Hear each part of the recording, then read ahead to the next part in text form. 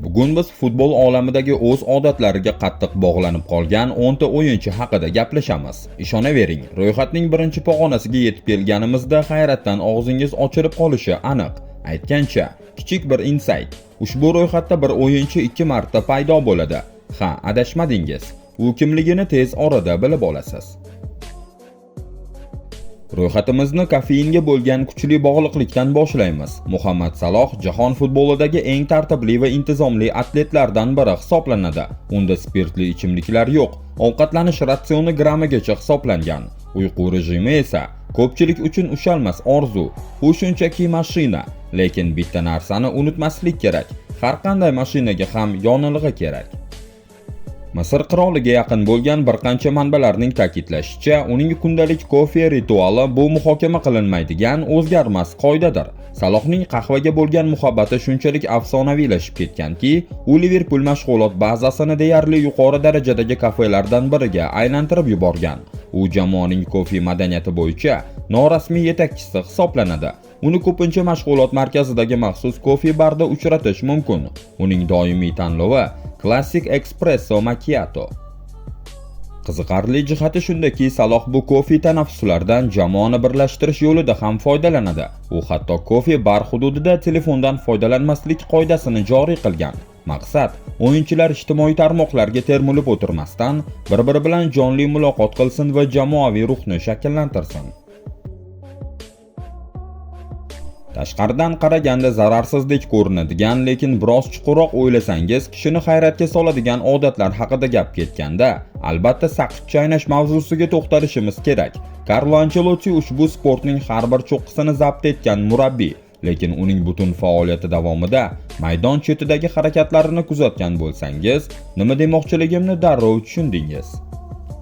Uning og'zidagi saqich bir soniya ham to'xtamaydi. Hech qachon yomg'ir yog'adimi, quyosh chiqadimi yoki Chempionlar Ligasi finalida hamma narsa hal bo'ladigan penaltilar seriyasi ketyaptimi, o'yin darajasining qanchalik yuqoriligini farqi yo'q. Ancelotti saqich chaynashda davom etaveradi. Bu uning o'ziga xos xotirjamlik qalqoni, qarshisida sodir bo'layotgan tartibsizliklarni hazm qilish usuli va butun dunyo yonayotgan vaqtda vazminlikni saqlab qolish mexanizmidir. Futbolchilar uning maydon chetidagi xotirjamligi jamoaga qanchalik ijobiy ta'sir qilishini ko'p bor ta'kidlashgan va ochig'i, balki o'sha saqich buning asosiy sababidir. Bu odat uning imijiga shunchalik singib ketganki, hozirgi vaqtda Ancelottini saqichsiz tasavvur qilish odamni biroz g'alati ahvolga solib qo'yadi. Aytgancha, siz ham Carlo Bobodek xotirjam bo'lishni istasangiz, videoga like bosing va kanalimizga obuna bo'ling. Bizda faqat eng qiziqarli faktlar. Endi esa yo'nalishni butunlay o'zgartiramiz, chunki navbatdagi qahramonimiz bilan bog'liq vaziyat ancha jiddiy. Gap chekish haqida ketmoqda.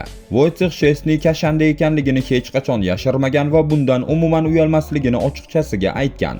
U bu haqda intervyularda ochiq gapiradi, matbuot anjumanlarida hatto hazillashadi ham. U bilan bog'liq voqealar esa allaqachon afsonaga aylangan. Masalan, uning Arsenaldagi kiyinish xonasi dushida tamaki chekkani haqida gap so'zlar bor va aynan shu voqea uning klubni tark etishida muhim rol o'ynagani aytiladi.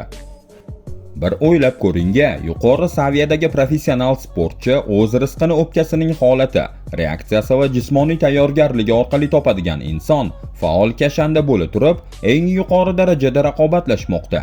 Szczesny esa bu qarama-qarshilikdan zarracha xijolat bo'lmaydi. Bu odat ko'pchilikda e'tiroz va hayrat uyg'otsa-da, uning bu boradagi o'ziga bo'lgan ishonchini hurmat qilmasdan ilojingiz yo'q. Ijtimoiy tarmoqlarga bog'lanib qolish bu klublar ommaga ochiqlamasa-da, parda ortida jiddiy kurashayotgan muammolardan biridir. Bu holatni Marcus Rashford bilan bog'liq vaziyatdan ko'ra yaqqolroq ko'rsatib beradigan misol kam topiladi. Manchester United ichkarisidan olingan ma'lumotlar shuni ko'rsatadiki, futbolchining telefoniga bo'lgan munosabati klub xodimlari uchun jiddiy tashvishga aylangan. Uning maydondagi harakatlari muxlislar va ekspertlar tomonidan keskin tanqid qilinayotgan bir vaqtda, parda ortidagi suhbatlarda uning tungi uyqusizliklari va ijtimoiy tarmoqlardan haddan tashqari ko'p foydalanishi asosiy mavzuga aylandi. Shunday asosli fikrlar borki, uning onlayn olamda diqqat markazida bo'lishga intilishi, Instagramdagi postlar va ehtiyotkorlik bilan shakllantirilgan ideal inson obrazi ba'zi pallalarda uning miyasida futboldan ham ko'proq joy egallay boshlagan. Maydondagi ko'rsatkichlar o'z so'zini aytdi va yakunda United uni ijaraga berib yuborishga majbur bo'ldi. Hozirda u Barselonada o'z faoliyatini qayta tiklashga harakat qilmoqda. La Ligadagi o'yini kishini quvontirayotgan bo'lsa-da, uning futboldan tashqaridagi odatlari haqidagi savollar hali ham butunlay yo'qolganicha yo'q.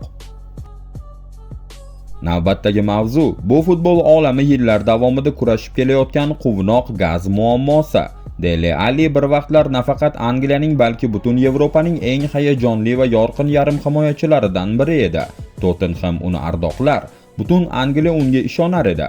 Dunyo uning oyoqlari ostida edi, lekin keyin hammasi parchalanib ketdi. U o'zining hayotidagi eng qorong'u davrlarida tasalli topish uchun azot oksididan foydalangani haqida ochiq gapirib, haqiqiy jasorat ko'rsatdi.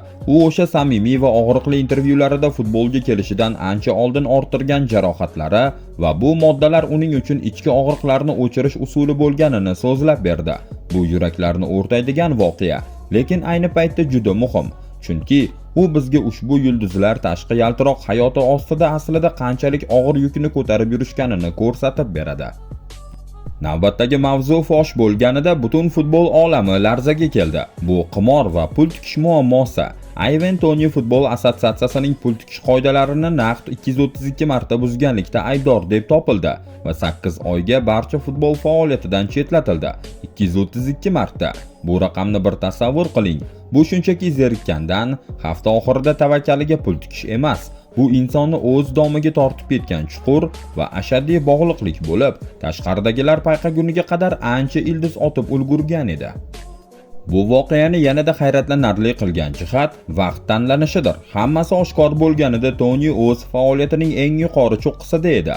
U Brentfordning haqiqiy talismaniga, Angliyaning eng talabgor hujumchisiga va butun Yevropa grandlari oviga tushgan futbolchiga aylangandi.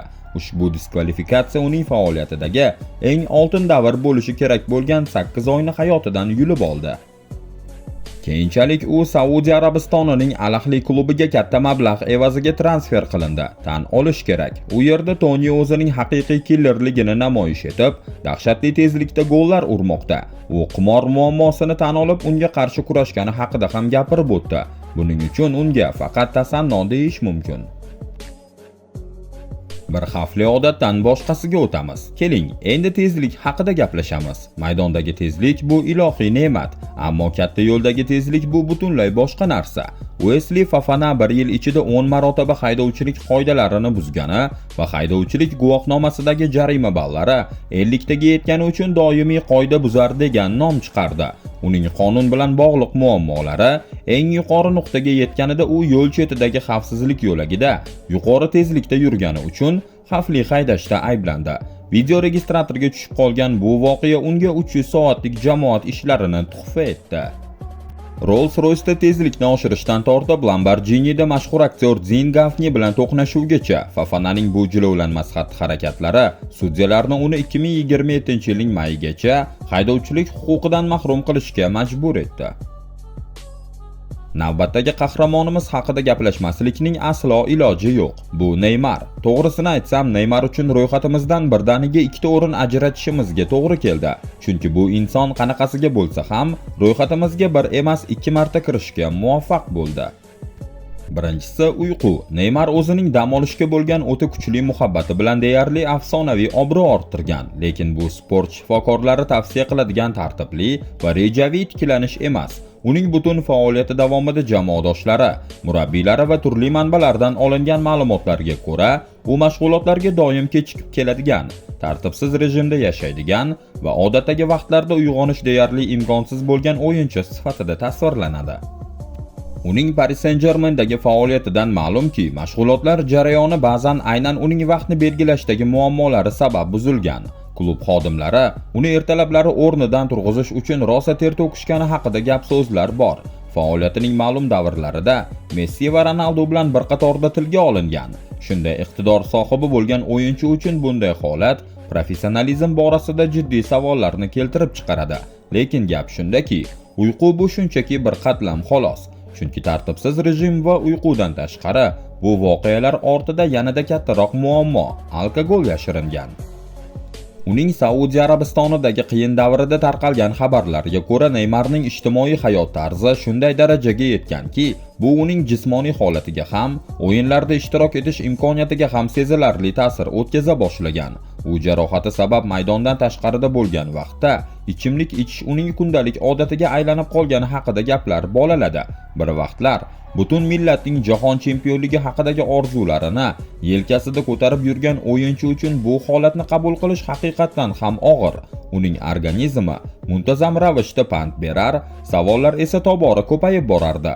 Neymarning avvalgi darajasi va hozirgi holati o'rtasidagi tafovutni endi shunchaki jarohatlar bilan oqlab bo'lmay qoldi. Siz esa videolarimizni o'tkazib yubormaslik uchun qo'ng'iroqchani yoqib qo'ying, toki Neymarga o'xshab muhim yangiliklardan uxlab qolmasligingiz uchun. Va nihoyat ro'yxatimizni yakunlab beruvchi so'nggi nuqta – kompyuter o'yinlari. Jayden Sancho o'zining geymerlikka bo'lgan qiziqishi haqida faoliyati davomida ko'p gapirgan, ammo manbalarning ta'kidlashicha, bu qiziqish shunchaki dam olish chegarasidan chiqib ketgan. Sanchoning faoliyati ko'pincha uning tungi o'yin seanslari haqidagi xabarlar soyasida qolib ketdi. Bir nechta klublar uning tungi hayot tarzi professional standartlarga zarar yetkazayotganidan jiddiy xavotir bildirishgan. Borussia Dortmundda ishlagan rasmiylarning aytishicha, klub rahbariyati Sanchoning tong sahargacha video o'yinlar o'ynab, yetarlicha uxlamayotganidan doim tashvishda bo'lgan. Bu odat Manchester Unitedda ham davom etdi. Uning sobiq jamoadoshi Nemanja Matic Sanchoning mashg'ulotlarga muntazam kechikib kelishini va buning natijasida jamoada jami 75 ming funt sterling miqdorida jarimalar yig'ilib qolganini oshkor qilgan edi. Bu mojarolar Erik ten Hag bilan bo'lgan nizolar vaqtida cho'qqisiga chiqdi. Sancho intizomiy muammolari sababli asosiy jamoadan chetlatilganidan atigi bir necha kun o'tib, yarim tunda onlayn tarzda EA Sport FK24 sobiq FIFA o'yinini o'ynab o'tirgani aniqlandi. Futbol hech qachon qiziqarli voqealardan to'xtamaydi va bizning bugungi ro'yxatimiz bunga yaqqol isbot. Xo'sh, ro'yxatdagi qaysi ma'lumot sizni ko'proq hayratda qoldirdi? O'z fikringizni izohlarda yozib qoldiring. Agar video yoqqan bo'lsa, like tugmasini bosing. Hali ham obuna bo'lmagan bo'lsangiz, kanalimizga a'zo bo'ling va qo'ng'iroqchani yoqib qo'ying. Shunda keyingi qiziqarli videolarimizni o'tkazib yubormaysiz. Keyingi videolarda ko'rishguncha xayr, salomat bo'ling.